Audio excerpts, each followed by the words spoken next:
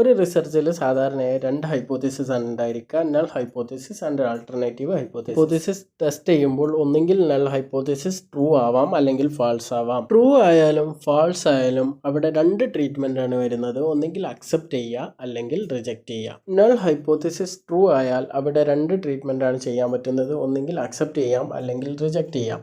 Null hypothesis true ആയിരിക്കെ അത് accept ചെയ്യുമ്പോൾ അവിടെ എറർ ഒന്നും വരുന്നില്ല, അവിടെ ആൾട്ടർനേറ്റീവ് ഹൈപ്പോത്തസിസ് ആണ് റിസർച്ചർ റിജക്റ്റ് ചെയ്യുന്നത്. ഇതിന് നേരെ വിപരീതമായി ട്രൂ ആയ ഒരു നൾ ഹൈപ്പോത്തസിസിനെ റിജക്റ്റ് ചെയ്യുകയാണെങ്കിൽ അതിനെ നമ്മൾ ടൈപ്പ് 1 എറർ എന്നും ഫാൾസ് പോസിറ്റീവ് എറർ എന്നും വിളിക്കുന്നു. റിസർച്ചറുടെ നൾ ഹൈപ്പോത്തസിസ് ഫാൾസ് ആവുകയാണെങ്കിലും അവിടെ 2 ട്രീറ്റ്മെന്റ് ആണ് വരുന്നത്, അക്സെപ്റ്റ് ചെയ്യുക, റിജക്റ്റ് ചെയ്യുക.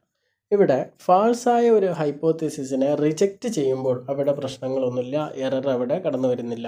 ഇതിന് നേരെ വിപരീതമായി ഫാൾസായ ഒരു നൾ ഹൈപ്പോത്തസിസിനെ നമ്മൾ അക്സെപ്റ്റ് ചെയ്യുകയാണെങ്കിൽ അവിടെ type 2 error, false negative error എന്നും പറയുന്നു. ചുരുക്കി പറയുകയാണെങ്കിൽ ശരിയായ ഒരു കാര്യത്തിനെ റിജക്റ്റ് ചെയ്യുകയാണെങ്കിൽ അവിടെ ടൈപ്പ് 1 എറർ എന്നും തെറ്റായ ഒരു കാര്യത്തിനെ അക്സെപ്റ്റ് ചെയ്യുകയാണെങ്കിൽ അവിടെ ടൈപ്പ് 2 എറർ എന്നും വിളിക്കുന്നു.